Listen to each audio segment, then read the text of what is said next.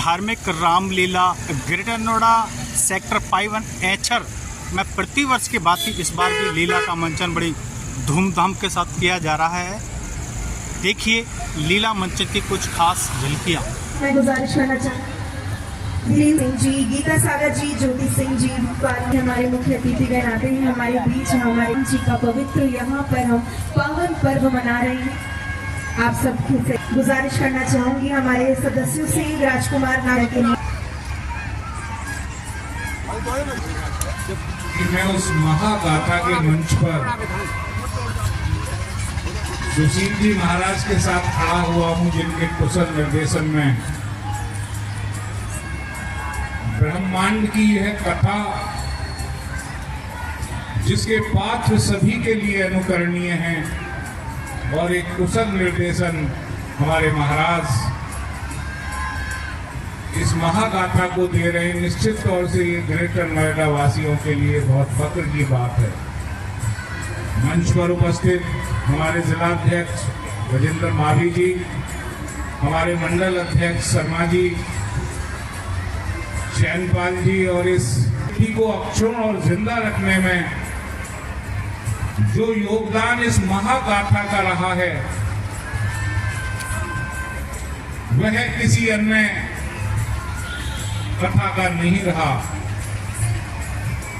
देखिए, हिंदुस्तान की जो संस्कृति है उसके मूल में दया और करुणा का भाव है, और वह हम देखते हैं भगवान श्री राम के चरित्र में। यह महागाथा हमें दुनिया की अन्य सभ्यताओं से और संस्कृतियों से इसलिए अलग बनाती है कि हमें पूरी दुनिया में कहीं ऐसा उदाहरण नहीं मिलता जहां कोई भाई अपने भाई के लिए राज सिंहासन को छोड़े। हमें कोई ऐसा दुनिया में उदाहरण नहीं मिलता जहां एक स्त्री अपने पति के साथ कष्ट भोगते हुए राजसी ठाट छोड़कर वनगमन करे। यह गाथा हिंदुस्तान के उस समाज को बांधे रखने के लिए जहां बंधुत्व का भाव है, और यह गाथा हमें दुनिया की उत्कृष्ट संस्कृति स्थापित करने के लिए बहुत आवश्यक है। इसलिए मैं सभी जो भी श्रोतागण यहाँ मौजूद हैं उनसे निवेदन करना चाहूंगा कि यह कोई ऐसी गाथा नहीं है जिसे हम 8 या 10 दिन देखकर भूल जाएं। यह अनुकरणीय है हम सभी के लिए, और अपनी आने वाली पीढ़ियों को मैं विशेष तौर से कहता हूं, इसका एक एक चरित्र हिंदुस्तान के उस चरित्र का बखान करता है जिसे रामचरितमानस में गोस्वामी तुलसीदास जी ने उकेरा है, और ऐसे समय पर उकेरा है जब हिंदुस्तान की संस्कृति विनष्ट होने के कगार पर पहुंच गई थी। यहाँ विदेशी आताताइयों ने हिंदुस्तान की उस सनातन संस्कृति को मृतप्राय कर दिया था। उस वक्त गोस्वामी तुलसीदास ने इस कथा को लिखा और इसे जनमानस की कथा बनाया। आज घर घर में लोग इस कथा को जानते हैं, बच्चे उन चरित्रों का बखान करते हैं, जैसे लक्ष्मण एक भाई के रूप में कष्ट सहते हुए वनों में अपने भाई का किस तरीके से ध्यान रखते हैं। तो निश्चित तौर से इस कथा के आयोजक धन्यवाद के पात्र हैं कि ग्रेटर नोएडा वासियों के लिए वो इस कथा का मंचन प्रत्येक वर्ष करते हैं और हमें बताते हैं कि हम क्या थे, हमारी संस्कृति क्या थी, हमारे आदर्श क्या थे। यह काम बहुत पुनीत काम है, और इसके लिए मैं सभी रामलीला कमेटी के और इसके आयोजन से जुड़े हुए सभी लोगों को साधुवाद देता हूं, और ईश्वर से प्रार्थना करता हूं कि आप सभी खुशहाल बने और इसी तरीके से सनातन संस्कृति को आगे बढ़ाते हुए इस राष्ट्रोत्थान में अपना सहयोग करें। आप सभी का बहुत बहुत धन्यवाद।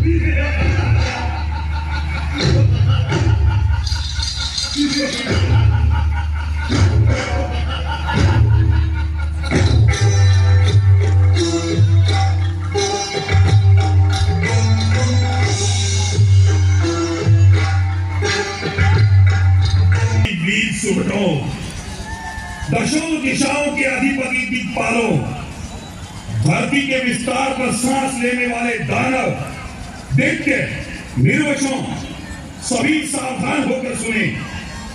मैंने लंका का राज्य धन के देवता कुबेर को अपनी शक्ति से पराजित कर बहुत कठिनाई से प्राप्त किया है। अतः आज से समस्त दानवीरों सहित ये स्वर्ण लंका हमारी सुपोषित रक्ष संस्कृति के अधीन होती है।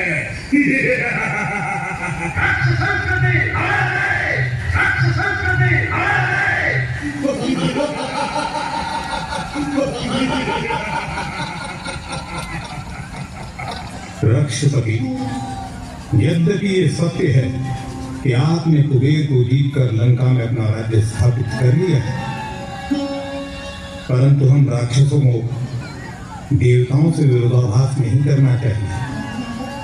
हमें ये भी नहीं भूलना चाहिए कि समस्त राक्षसों के घोर तप के बाद ही देवताओं ने हमें शक्ति प्रदान की थी। दैत्यों और दानवों का बल भी उनकी देन है। अतः मेरी आपसे विनती है कि हम राक्षस संस्कृति को मेरा ही नाम गूंजे अप्सरा के गान के अंदर, मेरे यशगान में मदमस्त कुल दरबार हो जाए, ध्वनि ये घुंघरू की बस मेरी ही झंकार हो जाए।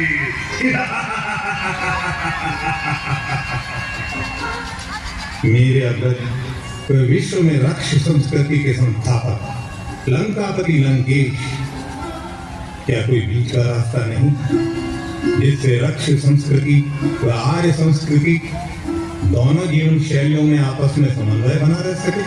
अनुज विभीषण, आपको तो राक्षस कुल का कल्याणकारी होना चाहिए, क्योंकि आपने राक्षस कुल में जन्म लिया है। अतः कुल हित में सोचना ही उचित होगा। अनुज, काकासुरी, राक्षस संस्कृति की स्थापना हेतु युद्ध ही एकमात्र विकल्प है। अतः देवासुर संग्राम निश्चित है। हमें अपनी शक्तियों को एकत्रित कर विश्व में आर्य संस्कृति को नष्ट करना होगा। काकासुरी, आज तो आनंद का वातावरण है, आनंद का। लीजिए ये सारे जिन्हें हमारी सुपोषित संस्कृति स्वीकार नहीं, वे इसी क्षण अपने प्राणों की रक्षा के लिए लंका छोड़ दे। मैं अपने पराक्रमी राक्षस योद्धाओं का आदेश देता हूं कि वे विश्व श्रेष्ठ राक्षस संस्कृति के समस्त शत्रुओं को समूल नष्ट करने के लिए भूमंडल पर फैल जाए। ठीक है राष्ट्रपति।